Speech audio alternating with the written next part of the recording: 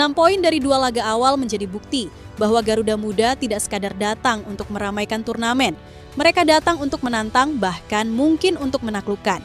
Dengan skuad berisi pemain-pemain muda berusia rata-rata 20 tahun, serta tanpa embel-embel pemain dari liga luar negeri, Indonesia sempat dipandang sebelah mata. Namun, justru disitulah letak kekuatannya. Di tengah keraguan, tim ini hadir membawa kejutan.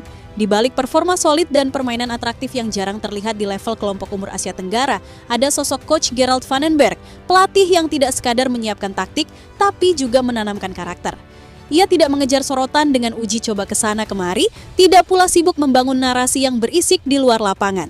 Sebaliknya, ia membentuk sebuah tim dengan fondasi kuat, disiplin, daya juang, dan identitas bermain yang jelas. Inilah tim yang bermain bukan hanya dengan kaki, tapi juga dengan hati dan kepala. Tim yang tahu cara menghormati lawan, tapi juga paham betul caranya melampaui batas. Karena dalam sepak bola, terlebih di level internasional, yang membedakan bukan hanya kualitas teknis, tapi juga mentalitas juara. Dan Indonesia, perlahan tapi pasti, sedang menunjukkan itu kepada dunia. Untuk itu, menarik untuk disimak. Dan inilah alasan mengapa. Semua mulai sadar, Coach Gerald gak cuman ngasih taktik. Hanya Coach Gerald seorang diri sebagai satu-satunya tim di AFF-YJ. Melakukannya hingga se-ASEAN kagum dengan pelatih asal Belanda tersebut.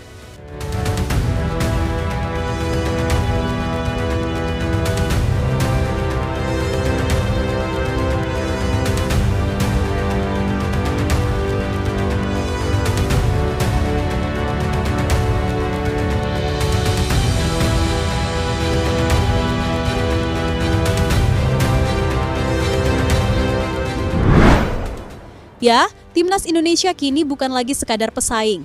Mereka telah menjadi patokan baru bagi negara-negara ASEAN. Dalam 2 tahun terakhir, catatan prestasi Indonesia di berbagai kelompok umur hingga level senior membuktikan hal itu bukan sekadar klaim kosong. Di level tertinggi, Timnas Senior tampil sebagai satu-satunya wakil ASEAN yang berhasil melangkah jauh di kualifikasi Piala Dunia. Tak hanya sekadar lolos dari fase grup, Indonesia juga mencatatkan poin tertinggi yang pernah diraih wakil Asia Tenggara dalam 2 edisi terakhir. Sebuah pencapaian yang tidak bisa diabaikan, dan ya, secara kalkulasi peluang, Garuda masih sangat mungkin terbang tinggi hingga putaran final. Memang, tidak semua berjalan mulus. Di level U20, performa di Piala Asia mungkin mengecewakan. Tapi sebaliknya, di kelompok U17, Indonesia menunjukkan bahwa dengan pengelolaan yang tepat, talenta lokal bisa berkembang pesat. Lolos ke Piala Dunia U17 dengan menyingkirkan tim-tim besar seperti Korea Selatan, Yaman hingga Afghanistan adalah bukti konkret bahwa fondasi sepak bola nasional mulai terbentuk secara serius. Kini giliran Timnas U23 melanjutkan tongkat estafet itu. Bersama Coach Gerald Van den Berg, mereka masuk ke era baru yang menjanjikan. Targetnya jelas, bersaing di level Asia. Namun, sebelum sampai ke sana, Piala AFF adalah batu loncatan yang tidak boleh disia-siakan. 2 pertandingan awal telah menjadi gambaran awal yang menjanjikan. Meski secara permainan masih ada pekerjaan rumah, namun paling tidak arah permainannya jelas. Ada pola, ada struktur, dan masalah eksekusi, itu soal jam terbang dan kualitas individu. 2 hal yang masih sangat mungkin untuk ditingkatkan. Coach Gerald layak mendapat apresiasi lebih. Karena di balik skor 8-0 melawan Brunei dan 1-0 atas Filipina, ada transformasi besar yang tengah ia bangun. Bukan sekadar menyusun starting 11 atau memilih formasi, tapi membentuk mentalitas. Di bawah kepemimpinannya, latihan bukan rutinitas biasa, melainkan simulasi medan tempur, di mana setiap pemain didorong hingga batas fisik dan mental mereka.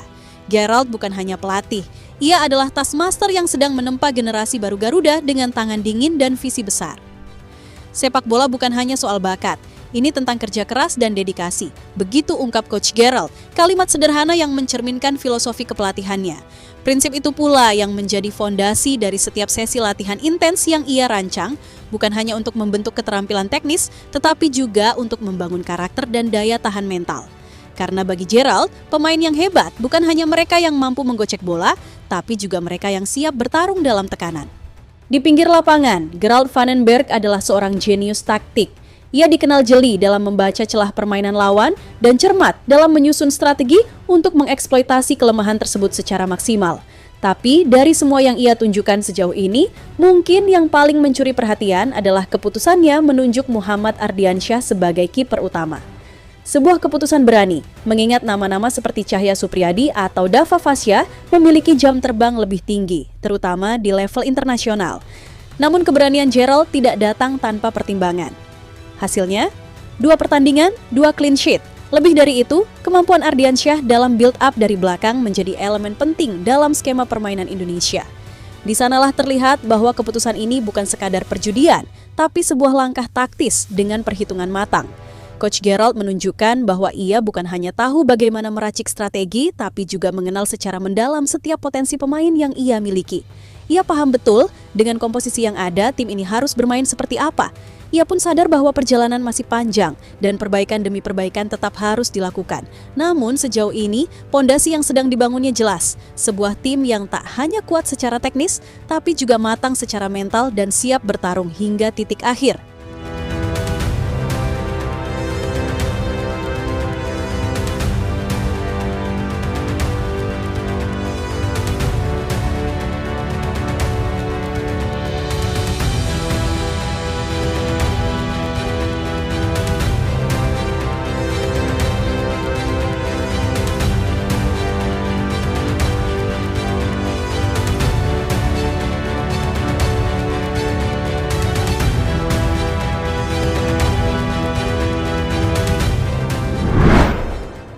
Ya, apa yang ditunjukkan Timnas Indonesia U23 dalam turnamen ini perlahan mulai membuka mata banyak pihak bahwa Indonesia tak lagi sekadar bermain demi hasil, tapi telah melangkah menuju fase yang lebih tinggi, memainkan sepak bola dengan visi. Dan di balik semua itu, satu nama tak bisa dilepaskan, Gerald van den Berg.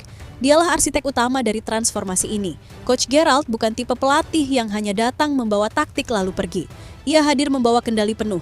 Bukan hanya pada permainan, tapi juga pada pembentukan karakter dan mentalitas pemain. Benar, secara individu para pemain Indonesia banyak yang punya kualitas teknis tinggi. Namun, seperti yang sering terjadi di level internasional, tekanan di pertandingan antar benua adalah ujian yang berbeda.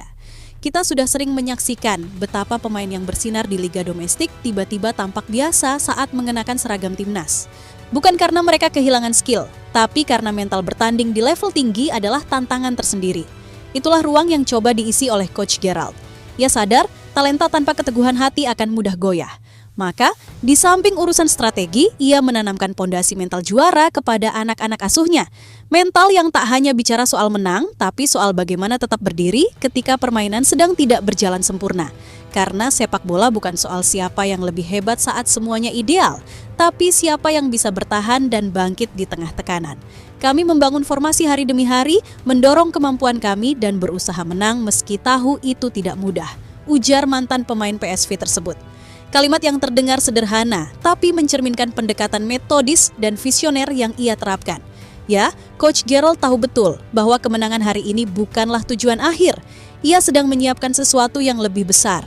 Karena saat taktik mulai menemui batasnya, mentalitaslah yang akan bicara. Dan tim ini dengan segala kekurangannya sedang belajar satu hal penting, cara untuk menang, tak peduli dalam kondisi seberat apapun.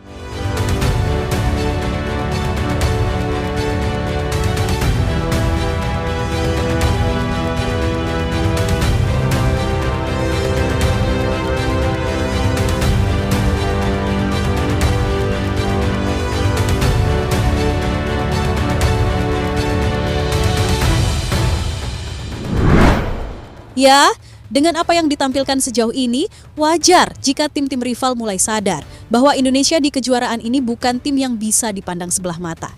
Meski hanya mengandalkan pemain dari kompetisi domestik, justru hanya Indonesia sejauh ini yang mampu menjadikannya kekuatan. Mulai dari susunan tim kepelatihan yang diisi legenda-legenda besar, hingga komposisi pemain yang sebagian besar telah memiliki pengalaman tampil di Piala AFF Senior, meski ketika itu mereka masih berstatus U22. Bahkan secara nilai pasar, market value, Timnas Indonesia U23 adalah tim dengan valuasi tertinggi di antara seluruh kontestan kejuaraan ini.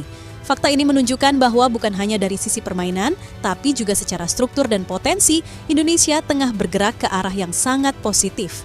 Salah satu media Vietnam, Znews.vn, menulis bahwa keberhasilan Indonesia U23 adalah bukti bahwa Indonesia tidak hanya bergantung pada naturalisasi. Sebaliknya, generasi muda dari hasil pembinaan dalam negeri kini sudah mulai mampu step up dan bersaing selama diberi kepercayaan dan pelatihan yang tepat. Indonesia menunjukkan kepada Asia Tenggara bahwa mereka tidak hanya fokus menaturalisasi pemain dari Eropa untuk tim nasional.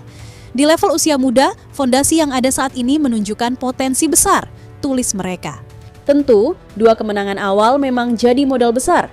Tapi Coach Gerald van den Burg jelas sadar pekerjaannya masih jauh dari selesai. Masih ada celah yang harus diperbaiki, kreativitas serangan yang belum maksimal, serta kesalahan-kesalahan mendasar seperti akurasi umpan yang kerap jadi catatan penting. Meski begitu, suasana di tim U23 saat ini dipenuhi oleh optimisme dan determinasi. Pendekatan van den Burg yang tegas namun adil, ditambah kecerdasannya dalam membaca taktik, berhasil mengubah tim ini menjadi unit yang tangguh. Bukan hanya kuat secara teknik, tapi juga punya mentalitas bertarung. Setiap sesi latihan, setiap pertandingan adalah proses menuju visi besar, membawa Indonesia menjadi kekuatan yang disegani di Asia. Seperti yang pernah dikatakannya, kami di sini untuk membuat Indonesia bangga. Setiap latihan, setiap pertandingan adalah langkah menuju tujuan itu. Dan dari semangat itu, lahirlah sebuah era baru, era di mana timnas Indonesia mulai dipimpin bukan hanya oleh talenta, tapi oleh karakter dan visi jangka panjang. Ya, apa yang kita saksikan hari ini juga menjadi bukti bahwa program naturalisasi yang dijalankan PSSI tidak mematikan bakat lokal, seperti yang kerap dikhawatirkan. Justru sebaliknya, dengan pengelolaan yang tepat, keduanya bisa berjalan beriringan. Namun tetap, ada beberapa hal yang harus menjadi perhatian serius. Karena sejujurnya, musuh terbesar talenta muda kita seringkali adalah diri mereka sendiri, terlalu cepat puas, kehilangan fokus, dan tak tahan tekanan. Selain itu, sistem pembinaan dan kompetisi usia muda juga masih jauh dari kata ideal. Suratin Cup dan EPA Liga 1 memang ada, tapi kita belum punya liga usia muda yang berjalan penuh satu musim, seperti di Jepang, Korea Selatan, atau bahkan Vietnam. Naturalisasi pun harus tetap selektif. Tak hanya soal garis keturunan, tapi juga umur, kualitas, kebutuhan posisi, dan prospek jangka panjang. Dan yang tak kalah penting, kesinambungan antara tim junior dan senior, baik dari segi gaya main, pola latihan, maupun pembentukan mental dan fisik, harus dibangun secara konsisten. Karena kalau Thailand yang sudah tertata rapi pun masih naik turun performanya, maka kita yang liganya bahkan kerap dibandingkan di bawah Liga Kamboja harus bekerja 2 kali lebih keras. Bukan untuk menyaingi siapa-siapa, tapi demi satu cita-cita, membuat sepak bola Indonesia berdiri tegak di panggung Asia.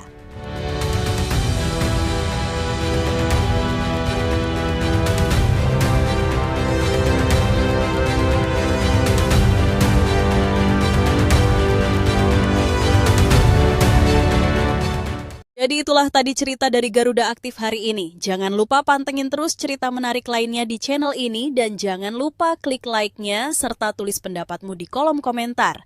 Dukung terus Timnas Indonesia karena masih banyak cerita menarik lainnya yang akan kami persembahkan untuk kalian semua. Tetap semangat!